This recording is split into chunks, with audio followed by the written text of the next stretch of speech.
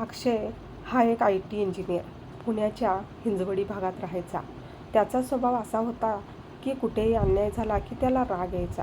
अक्षयच्या ऑफिसच्या खाली एक म्हातारी आजी सखूबाई भाजी विकायला बसायच्या. त्यांचं वय 70च्या घरात होतं, पण तरीही त्या ताजी भाजी विकायच्या. अक्षय नेहमी त्यांच्याकडून भाजी घ्यायचा. पण अक्षयला नेहमी एक गोष्ट खटकायची.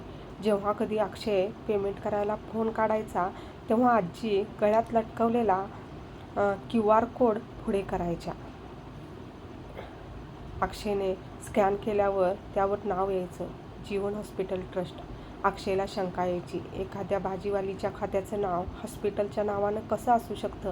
त्याला वाटलं, नक्कीच एखादा दलाल किंवा एजंट या आजीला फसवतोय. तिच्या कमाईचे पैसे परस्पर हॉस्पिटलला किंवा ट्रस्टच्या नावाखाली लाटतोय आणि या अडाणी म्हातारीला काहीच समजत नाहीये.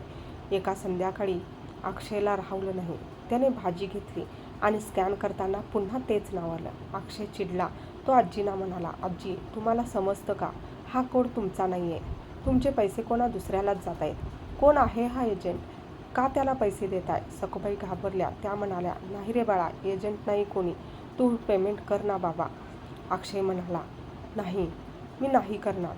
जोपर्यंत तुम्ही मला खरं सांगत नाही की हा घोटाळा काय आहे, तोपर्यंत मी तुम्हाला 1 रुपयाही देणार नाही आणि उद्या पोलिसात तक्रार करेन की म्हातारी फसवली जाते. पोलीस शब्द ऐकताच सखूबाईच्या हातातली भाजी कळी पडली. ती घाबरली आणि म्हणायला लागली, नको रे बाबा, मी तुला सगळं खरं सांगते. सखूबाईंनी पदराने डोळे पुसले आणि म्हणाल्या, बाळा, हा कोड माझा नाही. पैसे मला मिळतही नाहीत. हा कोड समोरच्या जीवन हॉस्पिटलच्या अकाउंटचा आहे. अक्षय गोंधळला. पण का? तुम्ही दिवसभर उन्हात बसून कष्ट करता आणि पैसे हॉस्पिटलला का? सखूबाई म्हणाल्या, माझा 6 वर्षाचा नातू आहे मनू. त्याचे आई वडील कोरोनात वारले. तेव्हापासून तो माझ्याच जवळ आहे. 6 महिन्यापूर्वी त्याच्या दोन्ही किडन्या निकामी झाल्या. त्याला आठवड्यातून 2दा डायलिसिस करावं लागतं. माझ्याकडे पैसे नाहीत रे बाळा. मी डॉक्टरांच्या पाया पडले तेव्हा तिथल्या एका चांगल्या डॉक्टराने सांगितलं की आजी, उपचाराचा खर्च ट्रस्ट करेल, पण औषधाचा खर्च तुलाच करावा लागेल. त्यांनीच मला हा बोर्ड बनवून दिला. मी गिऱ्हाईकाला सांगते की यावर पैसे टाका. जेवढे पैसे या कोडवर जमा होतात ते थेट हॉस्पिटलला जातात आणि त्यातून माझ्या नातवाची औषधे येतात.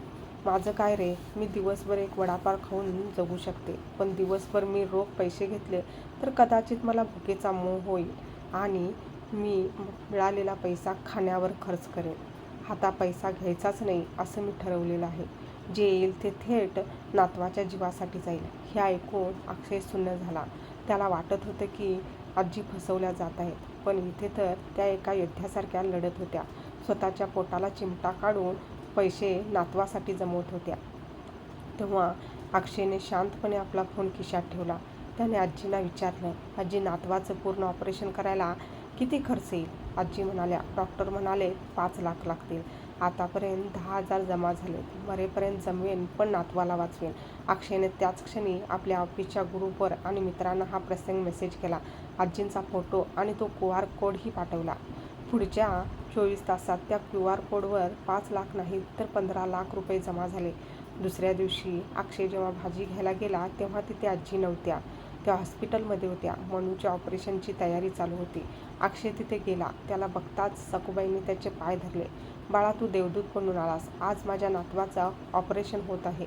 अक्षयने आजीबाईंना उठवलं आणि म्हणाला, आजी, देवदूत मी नाही, तुम्ही आहात. ज्यांनी शिकवलं की तंत्रज्ञान, टेक्नॉलॉजी फक्त चॅटिंगसाठी नाही तर कोणाचा तरी जीव वाचवण्यासाठी सुद्धा वापरता येतो.